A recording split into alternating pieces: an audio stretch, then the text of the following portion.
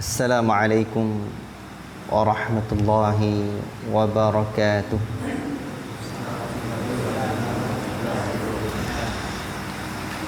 Innal hamdalillah nahmaduhu wa nasta'inuhu wa nastaghfiruh wa na'udzu billahi min shururi anfusina wa min sayyiati a'malina.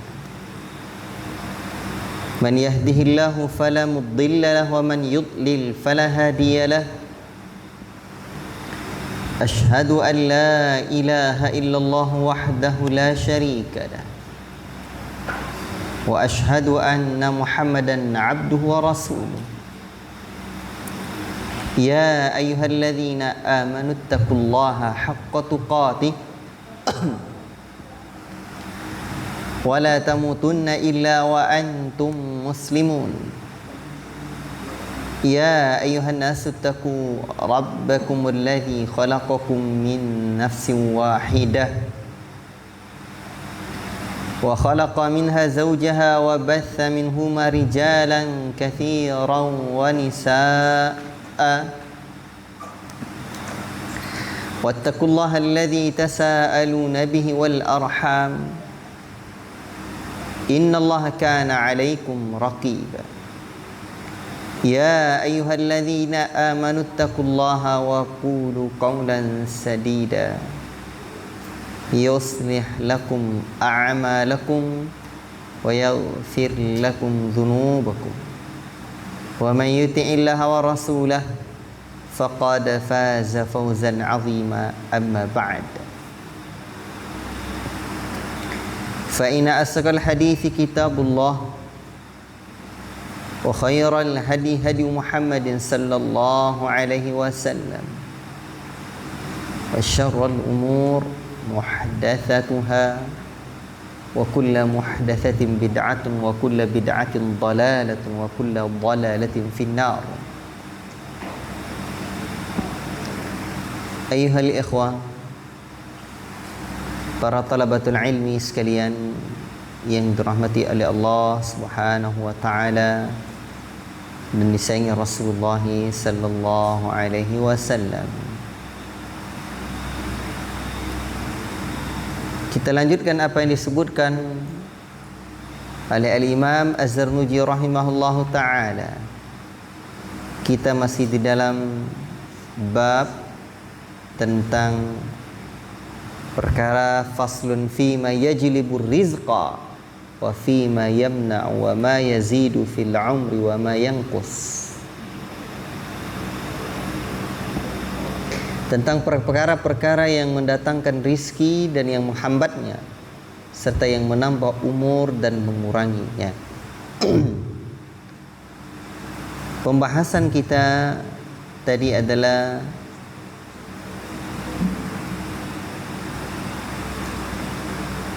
an-naumu uryanan, tidur dalam kondisi tidak berpakaian.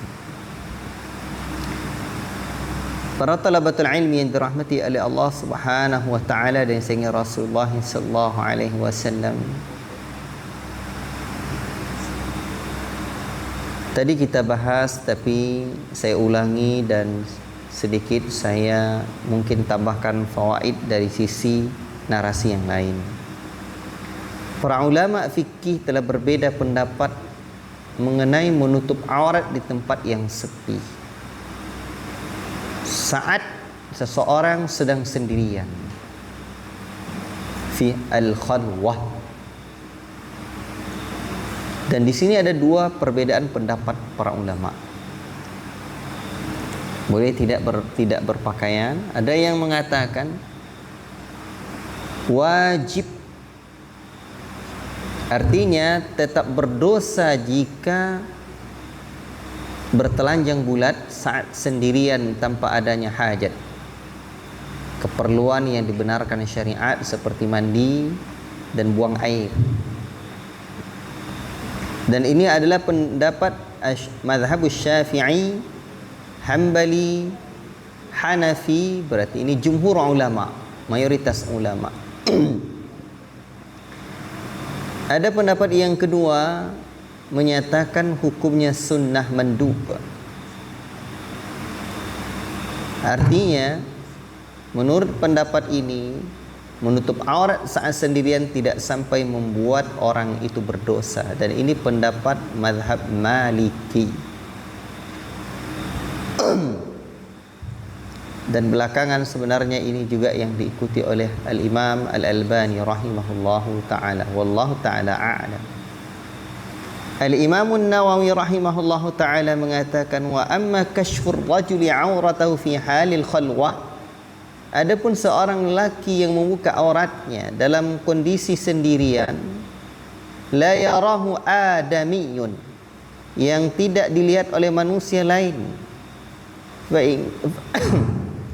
fa in kana li hajatin jaza, jika hal itu karena ada sesuatu kebutuhan, maka itu diperbolehkan. Wa in kana li ghairi hajatin, jika tidak ada kebutuhan, fa fihi khilaful ulama, di situ kata Imam An-Nawawi ada khilaf di kalangan para ulama. Fi karahiyatihi wa tahrimihi, ada yang mengatakan makruh dan ada yang mengatakan haram.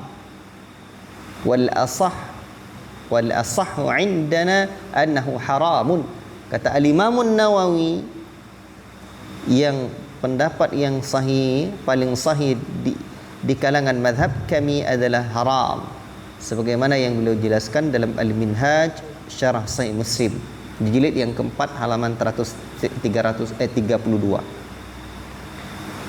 Taib, berarti ini pendapat di kalangan mazhab Syafi'i.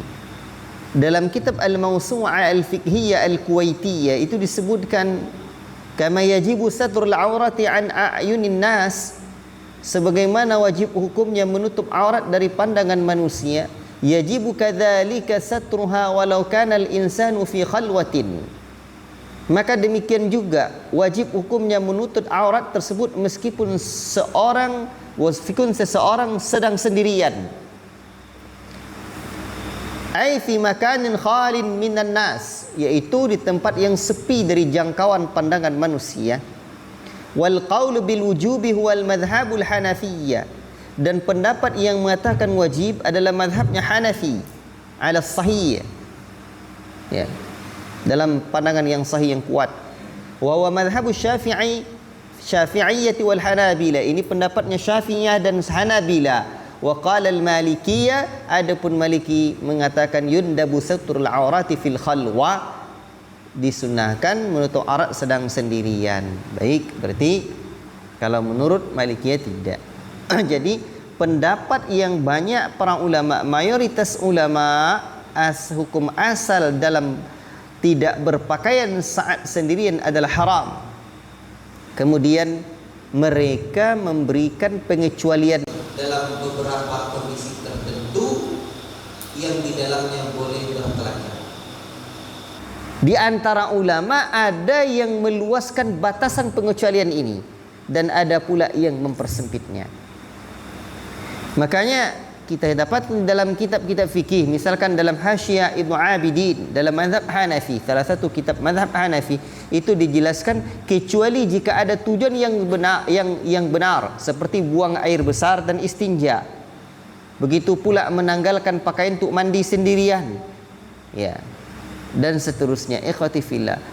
Demikian pula dalam Mu'ni al-Muhtad, salah satu kitab dalam mazhab Syafi'i, itu diterangkan bahwa wajib menutup aurat meskipun sendirian kecuali ada kebutuhan seperti mandi. Ya. Beliau membawakan, penulis kitab Az-Zakhair berkata bahwa membuka aurat saat sendirian untuk tujuan ringan, yang ringan dan tidak disyaratkan harus dalam kondisi butuh mendesak. Beliau berkata di antara tujuan tersebut adalah membuka aurat demi mendinginkan badan karena gerah, serta menjaga pakaian agar tidak kotor terkena noda dan debu saat menyapu rumah, aktivitas lainnya. Dan sesungguhnya menutup aurat saat sendirian itu diwajibkan karena adanya perintah bersifat mutlak untuk menutup aurat, karena Allah Ta'ala lebih berhak seseorang untuk merasa malu kepadanya. Baik, tadi sudah kita sebutkan ini. Sekarang ayyuhal ikhwah, pembahasan kita wal baulu uryanan, dan kencing dalam kondisi tidak berpakaian. Baul. Baul itu apa? Baul itu tidak sama dengan beol. Kalau beol dalam bahasa Indonesia apa? Apa? Beol tahu? BAB. Ini baul, bukan beol. Ya. Ini baul artinya kencing. Adapun baul ini, ini kan disebutkan di ujungnya yurithul faqra. Urifa dzalika bil athar. Itu mendatangkan kefakiran dan diketahui dengan adanya athar. Tetapi apa kata Asy-Syaikh Al-Utsaimin hafizahullah taala dalam perkara ini? Kemudian saya menyebutkan sebab-sebab terhalangnya rizki. Di antaranya, ya, tidur dalam keadaan tidak berpakaian, kencing dalam keadaan tidak berpakaian, dan seterusnya dari sebab-sebab yang para sahabat, ya, disebutkan, yang mana tidak ada satupun riwayat yang ma'thur kata beliau dari Nabi sallallahu alaihi wasallam maupun tabi'in mengenai hal ini. Perkara ini hanyalah dinukil berdasarkan cerita-cerita yang masyhur di kalangan masyarakat, di mana mereka mengkhawatirkan dampak dari perbuatan tersebut terhadap diri mereka. Jadi kata Syekh Al-Utsaimin hafizallahu taala, ini tidak ada riwayatnya dari sahabat atau tabi'in bahwa itu akan mewarisi kefakiran, tidak ada riwayatnya. Kalau itu ada, itu tidak sahih. Di antaranya ada perkara yang diagungkan, dianggap dosa besar oleh syariat, seperti beliau nanti menyebutkan meremehkan salat. Tetapi tidak ada dalil yang sahih yang tetap yang menunjukkan bahwa hal tersebut, yakni meninggalkan salat, meremehkan salat, terhalang rizki. Meski demikian kata Syekh Al-Utsaimin, dikhawatirkan dampaknya memang bisa menjadi seperti itu. Baik. Adapun perkara-perkara lain yang beliau sebutkan, semoga Allah Ta'ala mengampuni beliau, maka bisa jadi hal itu merupakan bagian dari ketetapan takdir yang tidak ada dalil kuatnya. Mungkin nampak berlaku seperti ini, nampak kurang rezeki orang. Ada orang yang selalu buat seperti itu, terlihatlah oleh orang-orang di zaman Al-Imam Az-Zarnuji atau orang-orang guru-guru beliau sebelum beliau. Ini namanya ketetapan takdir. Allah menakdirkan begitu, pas. Bukan kebetulan, tapi memang begitu yang terjadi. Itu namanya takdir. Perkara-perkara tersebut hanyalah masyhur melalui kisah-kisah yang dihiasi atau dilebih-lebihkan, seperti bersandar pada salah satu daun pintu, menjahit pakaian yang sedang dikenakan di badan, atau yang semisalnya, atau perkara yang dikhawatirkan dapat mendatangkan keburukan, seperti gangguan jin syaitan, sebagaimana yang kami sebutkan kata beliau. Taib. Atau seperti perkataan dan meremehkan makanan yang jatuh dari hidangan. Yang dimaksud jatuh dari hidangan adalah suapan makanan yang jatuh dari seseorang ketika ia sedang makan. Sesungguhnya membiarkan makanan tersebut tidak memungutnya kembali ke mulut merupakan bentuk meremehkan nikmat. Maka bisa jadi seorang hamba dihukum dengan diharamkan atau dihampat rizkinya karena sikapnya yang meremehkan nikmat Allah. Dan yang dimaksud dengan kejatuhan di sini adalah suapan-suapan yang jatuh dari manusia. Adapun sisa makanan yang sangat kecil tidak berarti, maka tidak termasuk dalam cakupan ini. Baik, ini penjelasan Syekh Al-Utsaimin hafizallahu taala. Berarti tidak semua yang beliau sebutkan ini ada dalil syar'inya. Namun ketetapan takdir maksudnya telah berlaku seperti itu dan terlihat. Misalkan si fulan selalu mandi dalam keadaan kondisi tidak berpakaian, tiba-tiba terlihat dia orang miskin. Kita tidak tahu pasti apa yang menyebabkannya. Ya, faham tuh? Baik. Sekarang timbul pertanyaan. Okeylah, tidaklah perkara ini ada dalilnya tentang yurithul faqra. Apa? Yurithul faqra, tidaklah mewariskan kefakiran. Sebab tidak ada dalil syar'inya kan? Dah kalian pahami? Tidak ada dari Nabi, tidak ada dari sahabat, tidak ada dari tabi'in. Sepanjang yang disebutkan oleh Syekh Al-Utsaimin fi Allah Ta'ala. Sekarang timbul pertanyaan sebagaimana yang kita bahas di dalam masalah tidur dalam tidak berpakaian tadi. Apa hukumnya baul dalam keadaan tidak berpakaian? Bisa dipahami? Baik.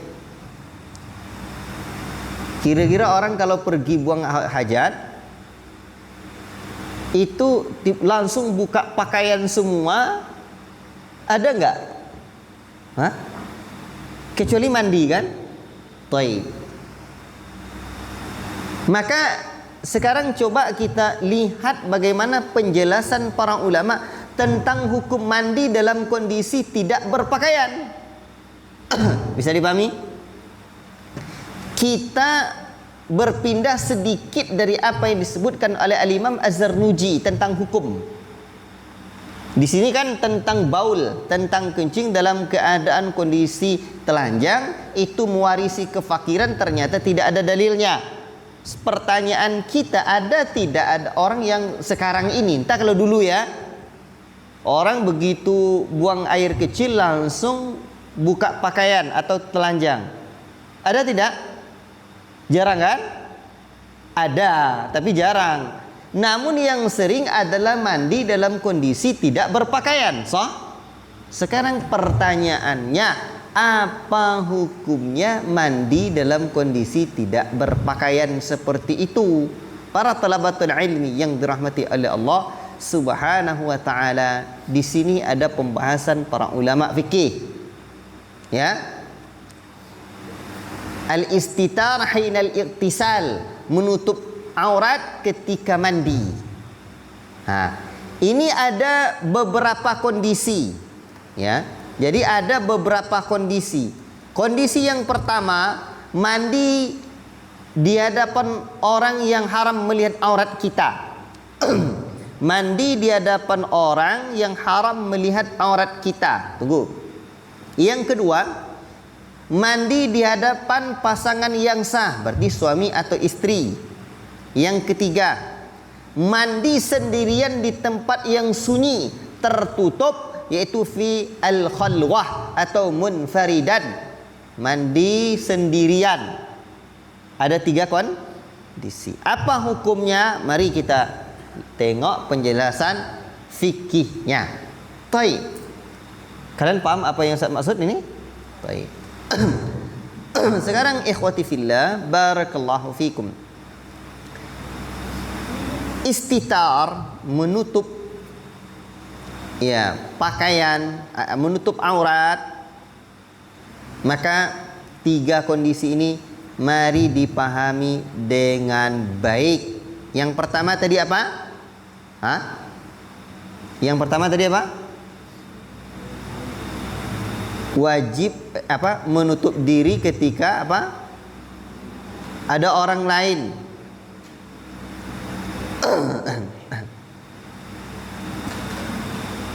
Baik.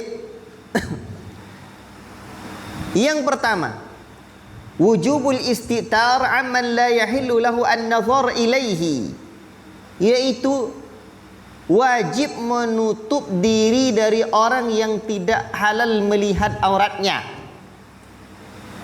Di sini tidak ada perbedaan pendapat di dalamnya, yakni para ulama sepakat al-amru alladzi la khilafa fihi huwa iftiradul istitar hinal iqtisali bihadrati man la yajuzu lahu an-nazaru ila auratil mu'tasil.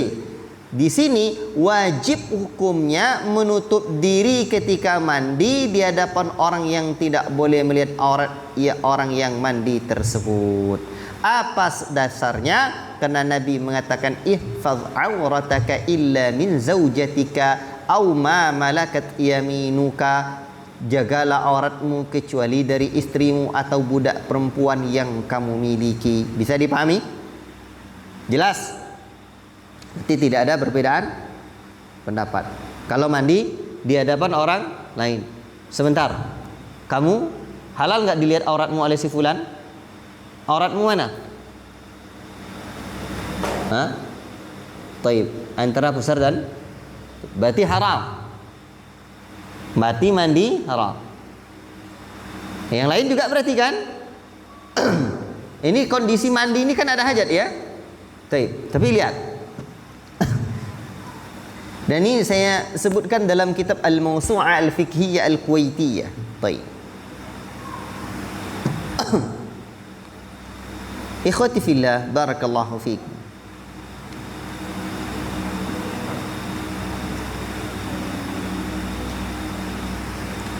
Timbul pertanyaan, bagaimana jika orang itu sesama jenis?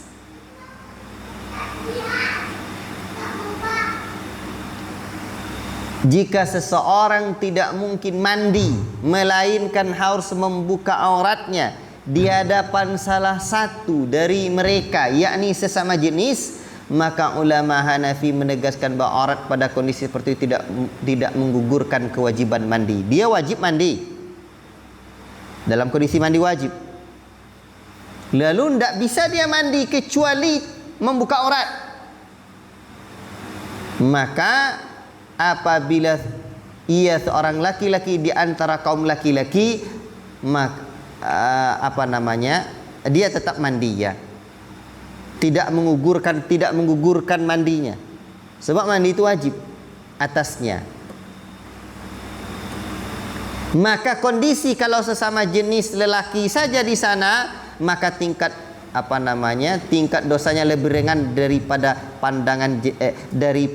pandangan jenis lain atau lain jenis jenis. Baik. Namun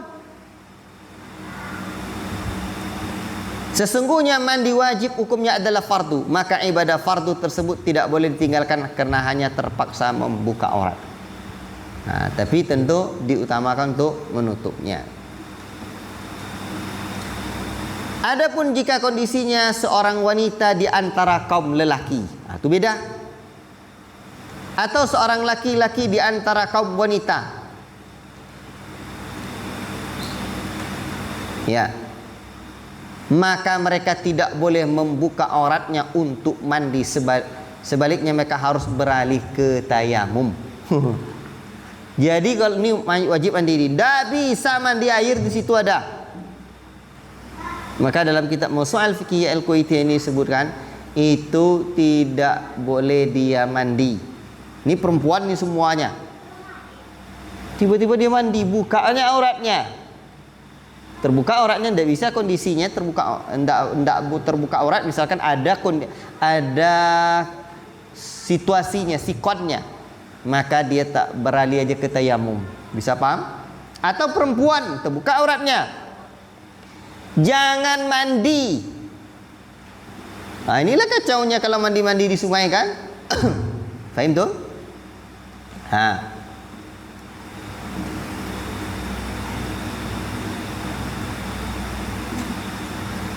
Bahkan ada yang mengatakan lagi bahwa penulis kitab Syarah Munyatul Musalli itu beliau tidak setuju dengan perbedaan sesama jenis atau lawan jenis. Menurut beliau baik sesama jenis maupun lawan jenis tetap tidak boleh membuka aurat. Itu pula. Bahkan menurut beliau harus tayamum. Karena beliau memakai kaidah meninggalkan perkara yang dilarang harus lebih dahulukan daripada mengerjakan perintah. Wallahu taala alam. Ya.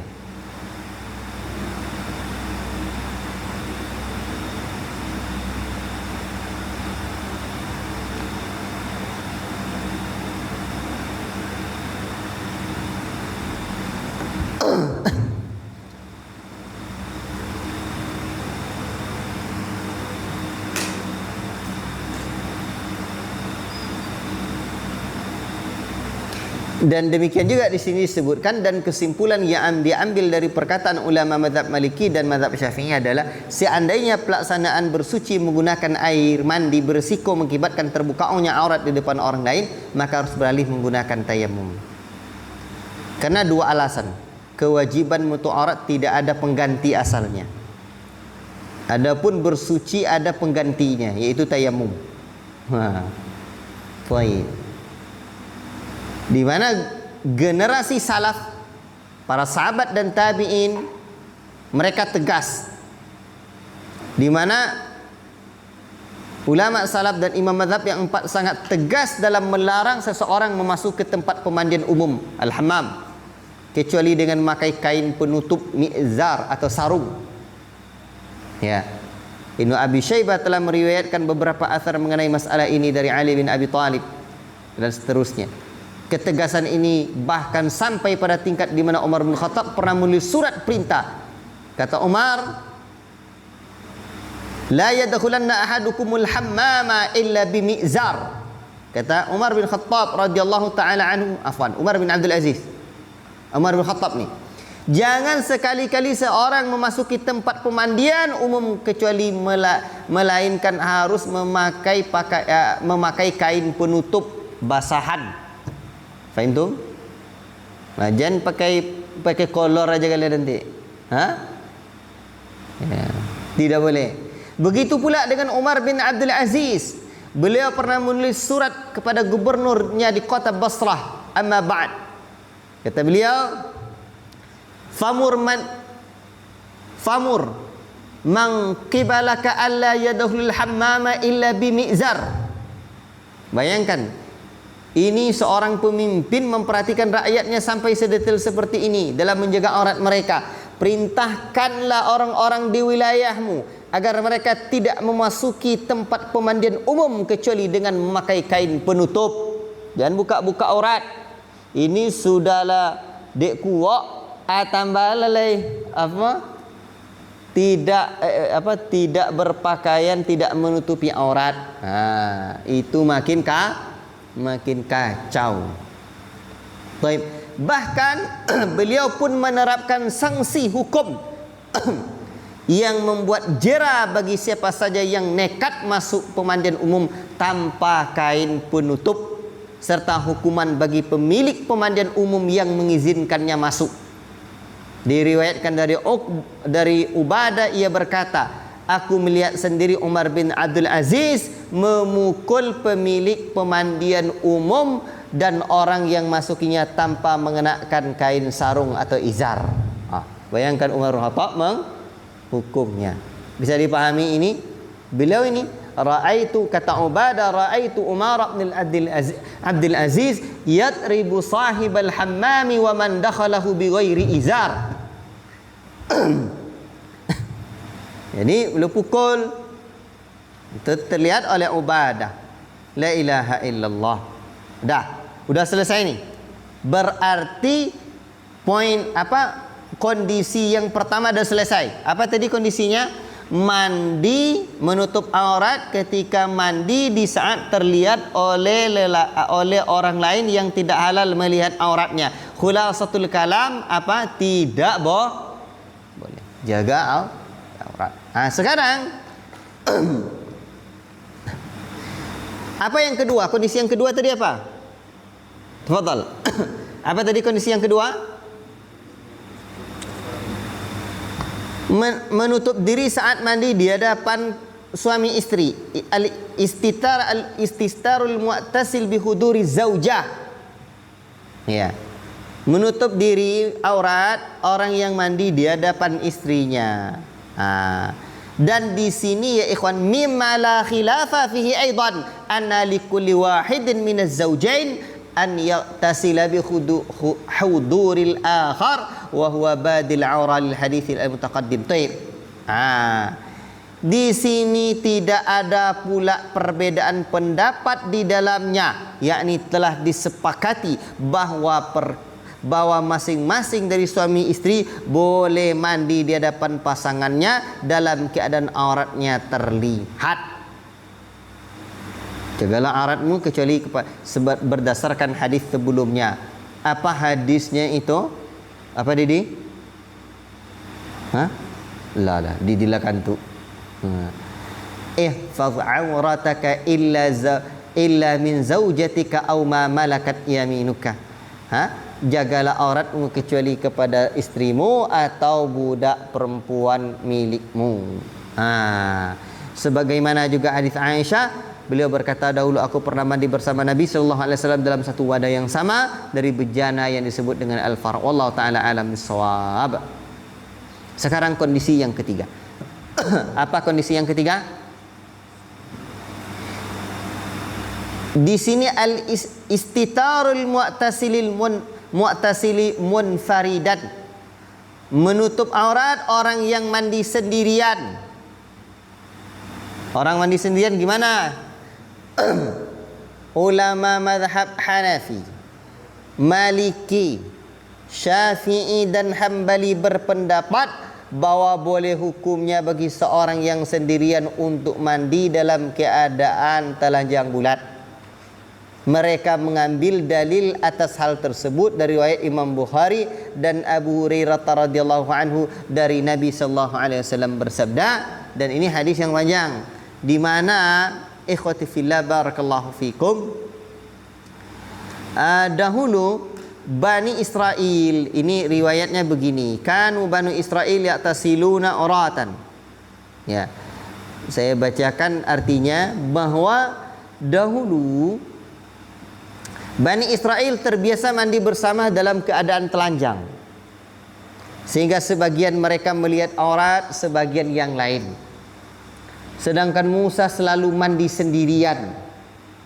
Orang-orang Bani Israel lalu berkata, demi Allah, kata mereka ini, kan Musa tidak mandi sendiri tuh, tidak mandi bersama mereka. Wallahi ma yamna'u Musa an ya'tasila ma'ana ila annahu adarru. Ini Musa nih, demi Allah kata mereka, tidaklah mau mandi bersama kita melainkan ada penyakit adar. Apa penyakit adar itu? Penyakit hernia yang buah zakarnya tuh membesar. Wah, sakit. Artinya mereka mengejeknya. Lalu ikhwati fillah, Musa suatu ketika Musa pergi mandi. Fadhahaba marratan ya'tasilu fawadha'a thawbahu 'ala hajar. Lalu Musa ni meletakkan pakaiannya di atas batu. Tiba-tiba batu ni fawadha'a thawbahu 'ala hajar fafarra al-hajaru bi thawbihi. Lari batu ni bersama pakaiannya. Oh, hebat kan batunya? Jagok batunya. Dilarikannya pakaian Musa. Wah, kalau ada batu kayak gitu sekarang kalian ketawa-ketawalah tuh. Baik. Tiba-tiba fakharaja Musa fi ithrihi yaqul.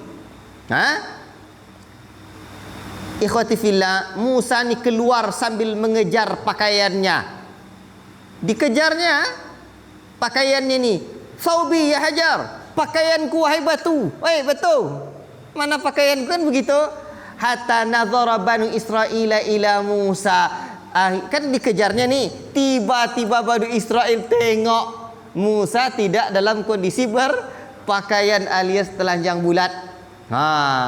Faqalu wallahi ma bi Musa min ba'sin. Ternyata ini hikmah Allah. Allah punya cara sendiri. Apa cara Allah? Allah jadikan begitu takdirnya, dan terlihatlah oleh Bani Israel Musa tidak berpakaian. Akhirnya mereka berkata, demi Allah, ternyata Musa tidak cacat. Tidak ada cacat pada diri Musa. Akhirnya Musa pun akhadha thawbahu fa tafiqa bil hajari darba. Lalu akhirnya Musa ni mengambil pakaiannya dan memukul batu tersebut dengan keras. Musa ni orang bagak. Sampai Musa ni dipukulnya orang apa? Mati orang tu dibuatnya. Itu bagaknya Musa. Faham tu? Baik. Ikhwati fillah. Ini dalilnya. Jelas ya? Ini jelas. Bisa dipahami ini? Timbul pertanyaan. Ustaz, berarti boleh Ustaz mandi sama-sama seperti Banu Israel yang sama-sama mandi telanjang bulat? Al-Imam Nawawi, saya baca dalam Al-Minhaj ini, itu syariat mereka. Ya, itu syariat Bani Israel, kemungkinannya begitu. Atau ini ada atau yang keduanya, Atau memang tidak boleh, harusnya sendiri-sendiri, tapi karena keingkaran mereka dihantamnya juga kumpul. Akhirnya terlihat aurat mereka. Demikian seingat saya penjelasan Al-Imam Nawawi rahimahullahu taala di dalam Al-Minhaj bi syarah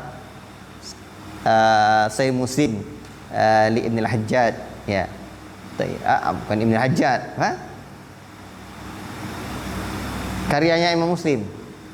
Apa judul kitab itu?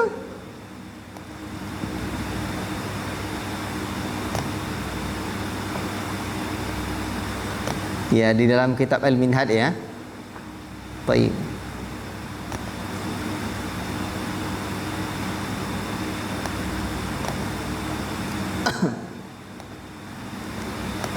Naam, ikhwati fillah, barakallahu fikum.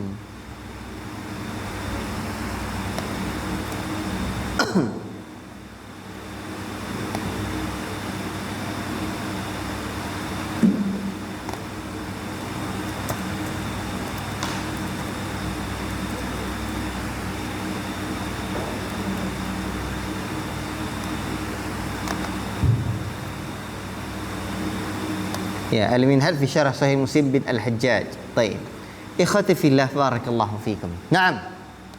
Ada jelas nih? Sampai apa tadi bahasanya? Dan juga ada kisah Ayub yang juga mandi tidak berpakaian. Ya. Diriwayatkan dari Abu Hurairah radhiyallahu ta'ala anhu, Nabi bersabda ketika Ayub sedang mandi dalam keadaan Uryana, tidak berpakaian, tiba-tiba jatuhlah di hadapannya belalang-belalang terbuat dari emas. Ayub pun segera mengumpulkan belalang itu dalam ke dalam pakaiannya. Lalu Rabb menyeru, wahai Ayub, bukakanlah, bukankah aku telah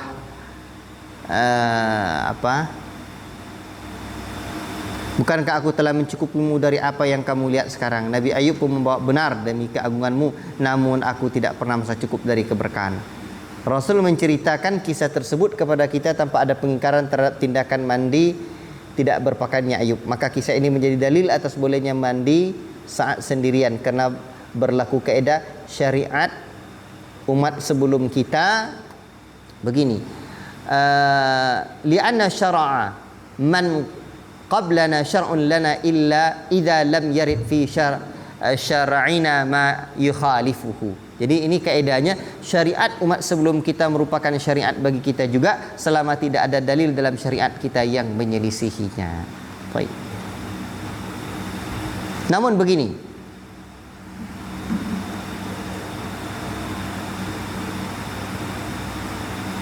Imam Malik pernah ditanya tentang hukum mandi di tempat terbuka. Hukum mandi di tempat terbuka, di tanah lapang yang sepi. Beliau menjawab tidak mengapa. Lalu dikatakan kepadanya, wahai Abu Abdillah, kunyahnya Imam Malik, sesungguhnya ada hadis yang membahas hal itu, yakni larangan bertelanjang. Beliau pun mengingkari dugaan larangan tersebut dan berkata dengan nada heran, masa seorang laki-laki tidak boleh mandi di tempat terbuka? Ya. Di sisi lain, Imam Malik membolehkan seorang mandi di tempat terbuka apabila merasa aman tidak ada satu orang pun yang akan lewat di sana. Ini catatannya. Jadi ternyata kalau di tempat terbuka maka itu ada idza amina an yamurra bihi ahad, apabila merasa aman tidak ada orang yang lewat di situ. Taib.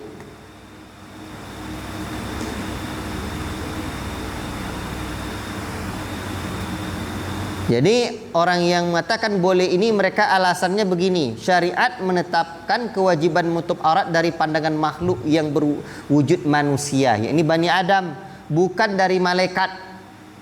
Sebab malaikat penjaga yang ditugaskan menyertai tidak pernah berpisah dari kita dalam kondisi bagaimanapun, ya. Sebagaimana Allah Ta'ala berfirman dalam Al-Quran, wa inna alaikum lahafidhina kiraman katibin ya'lamuna ma taf'alun. Ya. Makanya Imam Malik berkata, masa seorang laki-laki tidak boleh mandi di tempat terbuka? Karena bagi malaikat tidak ada bedanya tempat terbuka maupun tempat tertutup. mereka tetap melihat. Jadi hukum asal boleh, namun menurut mazhab Maliki makruh. Akan tetapi kebolehan ini mandi telanjang saat sepi menurut mazhab Maliki disertai dengan makruh tanzih, makruh yang sifatnya hanya dianjurkan untuk ditinggalkan.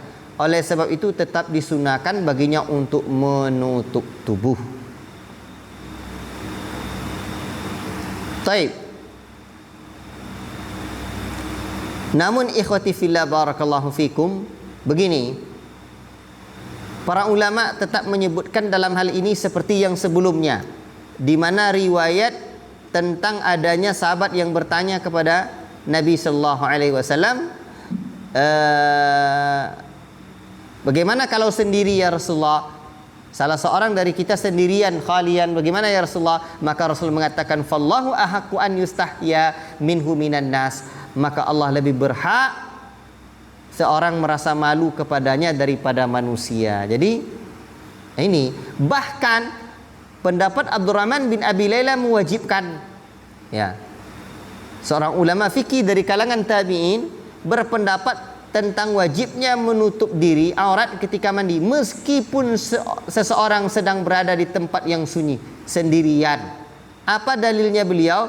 Beliau berdalil dengan hadis yang dikeluarkan oleh Abu Daud dan An-Nasai bahwa Rasul sallallahu alaihi wasallam pernah melihat seorang laki-laki mandi di Al-Bazar, yaitu tempat mandi terbuka di lapangan, di lapang yang sepi.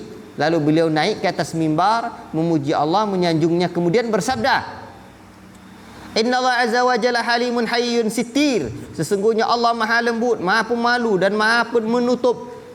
Yuhibbul haya'a wa sitra. Allah menyukai rasa malu dan ketertutupan, menutup diri. Fa idza tasala ahadukum falyastatir. Jika salah seorang dari kalian mandi maka hendaklah ia menutup diri. Ya. Ikhwati fillah, barakallahu fikum. Ya. Ini dalilnya Abdurrahman bin Abi Layla yang mewajibkan mandi. Khulasatul kalam, wallahu taala alam, dari sekian banyak penjelasan para ulama, jika memang aman dari pandangan manusia boleh.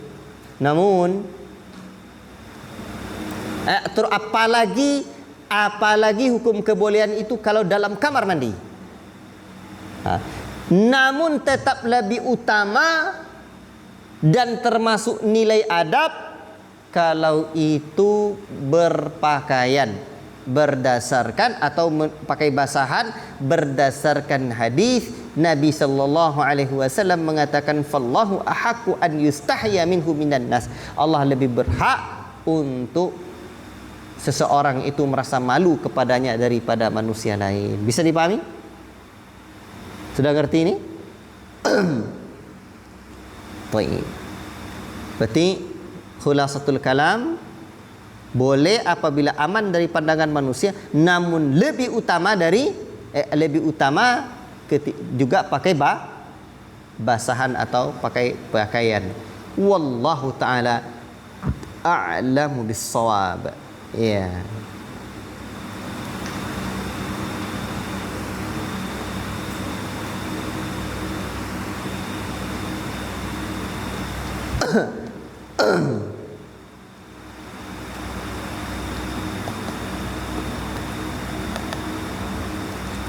Di sini ada hadis tadi ya yang disebutkan oleh Abdurrahman bin Abi Layla yang memandang hukumnya wajib ini. Ya. Dalilnya ini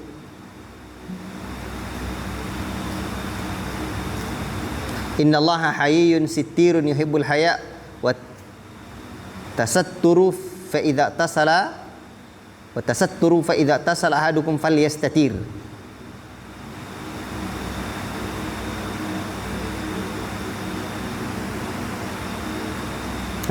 Sehingga menurut Abdurrahman bin Abi Layla ini wajib.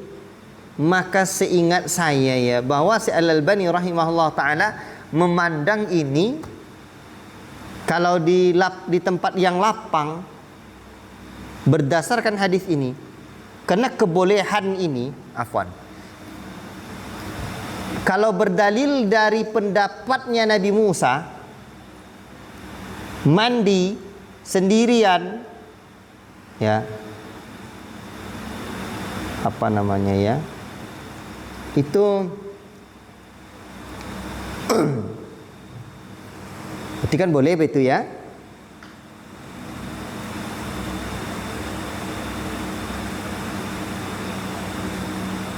Sebentar, di sini ada perkataan Syekh Al-Albani di sini. Ya.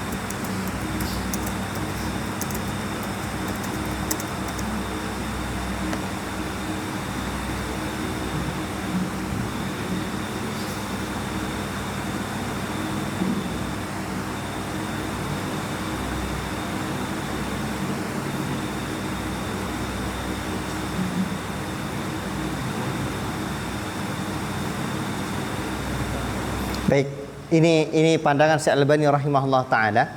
Jadi Syekh Al-Albani cenderung sejalan dengan mazhab Maliki, yaitu memandang perintah menutup aurat saat sendirian seperti saat mandi atau dalam kamar tertutup bukanlah sebuah kewajiban mutlak yang jika ditinggalkan menyebabkan berdosa. Beliau menilai tindakan menutup aurat ini itu sebagai adab syar'i yang sangat dianjurkan. Ya. Beliau memahami dalil begini. Kan ada hadis ketika Nabi ditanya bagaimana jika salah seorang ketika sendirian, beliau menjawab Allah lebih berhak seseorang merasa malu kepadanya. Syekh Al-Albani memahami kata malu Allah di sini sebagai anjuran kesopanan, bukan sebagai perintah yang bersifat memaksa.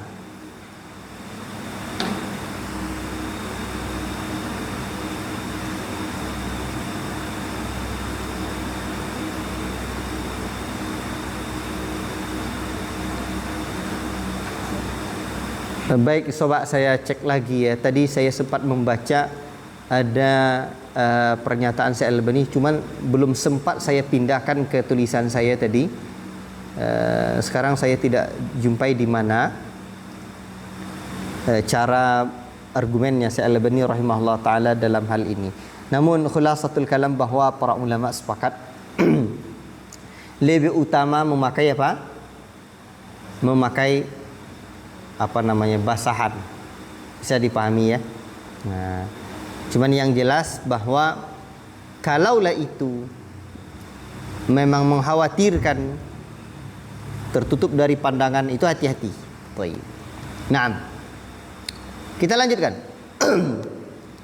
Dari apa yang disebutkan oleh Al-Imam Az-Zarnuji rahimahullah ta'ala, wal aklu junuban, dan makan dalam kondisi junub.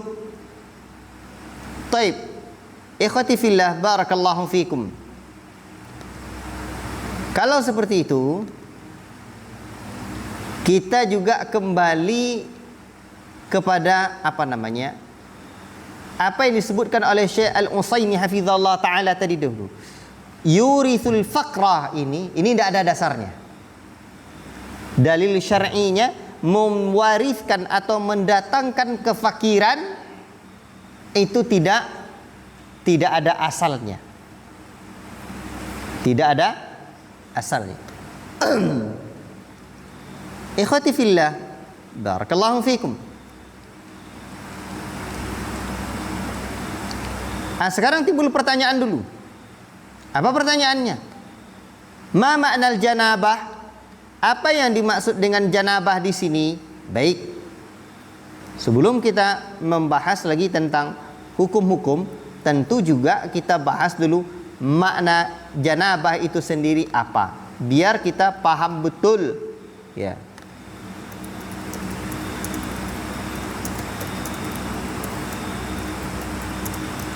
Yang dimaksud oleh para ulama kita. Janabah maknanya adalah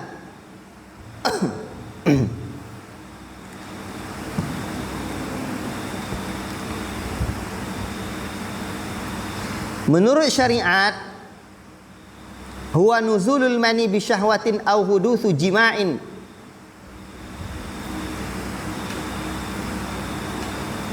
Wa sumiyat al-janabatu bihadzal ism li'anna sahibaha yajibu an yajtanibas salata wa kullal ibadati hatta ya'tasila wa yatatahhara minha. Yang dimaksud dengan janabah adalah keluarnya sperma atau mani disertai syahwat atau terjadinya hubungan badan. Disebabkan janabah dengan nama ini karena pelakunya wajib untuk menjauhkan diri yajtanib dari salat dan segala bentuk ibadah, itu menjauhi artinya, ya. Dari segala bentuk ibadah lain sampai ia wajib mandi dan bersuci, ya, darinya. Ikhwati fillah,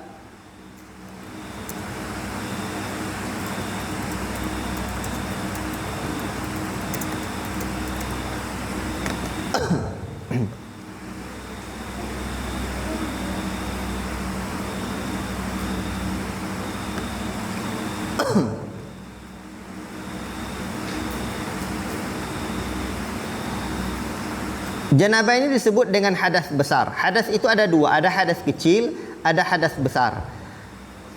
Hadas kecil itu tidak mewajibkan mandi. Ketika mau beribadah mewajibkan kita berwuduk saja. Ya. Apa yang menjadikan seorang hadas kecil? Ya, di antaranya kentut atau BAK dan BAB. Nah, yang menyebabkan seseorang hadas besar, dan inilah yang disebut dengan janabah. Ya, di antaranya para ulama menyebutkan ada beberapa perkara yang menyebabkan hadas besar: haid, nifas, melahirkan, jima, keluar mani, meninggal. Nah, itu wajib mandi semuanya. Dan yang disebut dalam kondisi janabah adalah satu, menggauli istri atau keluarnya mani. Untuk itu sekarang pertanyaannya, apa hukum makan dalam kondisi janabah? Nah, ini yang harus dipahami. Para talabatul ilmi yang dirahmati oleh Allah Subhanahu wa taala,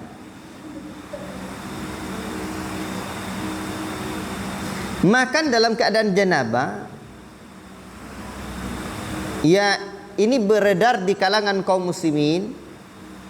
Ini dapat menyebabkan kefakiran. Ya. Akan tetapi para ulama telah bersepakat bahwa mandi wajib dari janabah ketika hendak makan tidaklah wajib,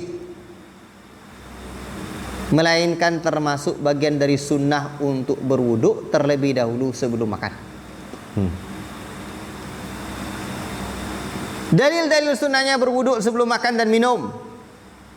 Mereka berdalil dengan hadis Aisyah radhiyallahu taala anha, anna an-nabiy sallallahu alaihi wasallam idza arada an ya'kula aw yanama wa huwa junubun tawadda'a, rawahu Muslim. Apabila beliau ingin makan atau tidur sedangkan beliau dalam keadaan janabah, maka beliau berwuduk. Baik. Demikian pula Abu Hurairah radhiyallahu taala anhu berkata, Rasul pernah menjumpaiku di salah satu jalan di kota Madinah sedangkan aku dalam keadaan junub, maka aku pun menyelinap pergi lalu mandi. Kemudian aku datang kembali lalu beliau bertanya, "Kemana saja kamu tadi wahai Abu Hurairah?" Aku menjawab, "Sungguhnya aku tadi sedang junub dan aku tidak suka duduk-duduk bersamamu dalam keadaan tidak suci." Beliau pun bersabda, "Subhanallah, sungguhnya seorang muslim itu tidaklah najis." Taib.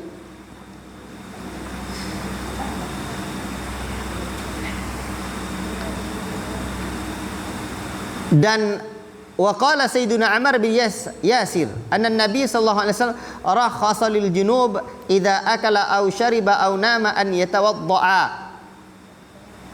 Ammar bin Yasir mengatakan bahwa Nabi memberikan keringanan rukhsah bagi orang yang junub apabila hendak makan, minum atau tidur untuk berwudu terlebih dahulu, ya. Berarti berdasarkan hadis ini Nabi sallallahu alaihi wasallam memberikan keringanan untuk orang yang makan atau minum, ya, atau tidur, namun hendaklah dia berwudu terlebih dahulu. Ya.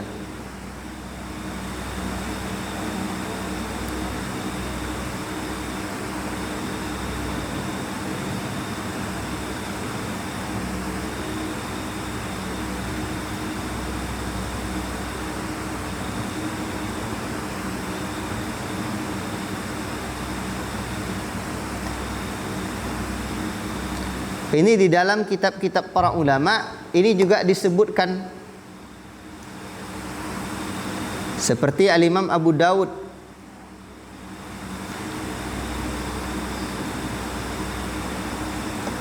ya, dalam kitab At-Taharah babu man qala yatawadda'u al-junub.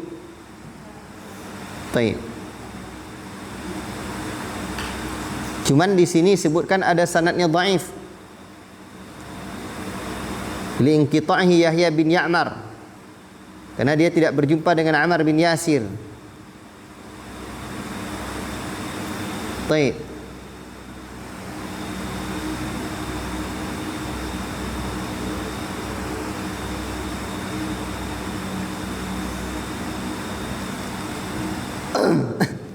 Wallahu ta'ala alam. Begitu pula Syekh Ibn Utsaimin rahimahullah ta'ala mengatakan dalam Syarhul Mumti', kata beliau begini, "Walladzi yadhharu li annal junuba la yanamu illa biwudu'in ala sabilil istihbab." Dan yang tampak kuat bagiku adalah sesungguhnya seorang yang junub itu sebaiknya tidak tidur melainkan dalam keadaan berwudu ala sabilil istihbab, itu dasarnya anjuran, disunahkan. Wa kadza bin nisbati lil akli wasyurbi. Demikian pula sebagian ulama berkata, demikian pula halnya dalam makan dan minum. Wa qala ba'dul ulama la yukrahu lahul aklu wasyurbu. Tidak makruh baginya untuk makan dan minum. Wa huwa ala janabatin bila wudu. Tidak makruh baginya untuk makan dan minum dalam keadaan janabah meskipun tanpa wudu. Jadi minum dalam keadaan janabah. Nah, kalau makan demikian para ulama menyebutkan seperti Syekh Utsaimin di sini, sebagian ulama berkata tidak makruh baginya untuk makan dan minum. Bahkan tidak ada perbedaan pendapat antara hukum makan dan minum dalam keadaan janabah, maka kedua-duanya boleh. Minum dalam keadaan janabah tidak ada perbedaan antara hukum makan dan minum dalam keadaan janabah, maka kedua-duanya boleh. Taib. Apa yang dimaksud dengan makan dalam keadaan janabah? Maksudnya makan dalam keadaan janabah adalah seseorang menyantap makanan sebelum ia mandi wajib. Ya. Baik. Lalu apakah tidur dalam keadaan janabah mengundang kefakiran? Ini tidak ada dasar sama sekali. Tidak ada dalil dari hadis ataupun Al-Qur'anul Karim. Wallahu taala a'lamu bissawab.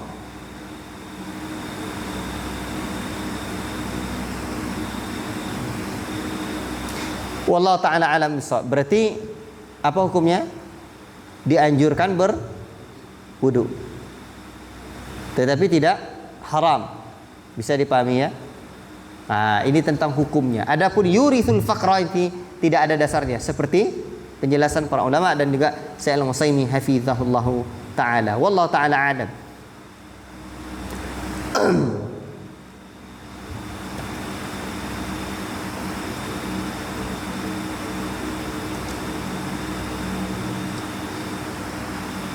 Sekarang udah jam 8.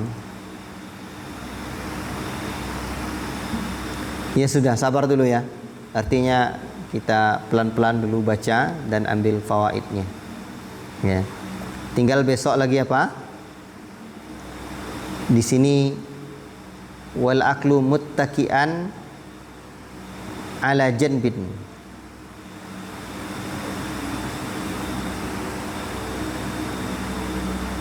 Makan sambil bersandar miring. Ya. Besok insyaAllah tentang hal ini. Berarti 2 malam ini yang kita bahas. Ada pertanyaan? Wallahu ta'ala a'lamu bissawab. Wa sallallahu wasallam ala nabiyina Muhammad wa ala alihi wa sahbihi ajma'in. Wassalamualaikum warahmatullahi wabarakatuh.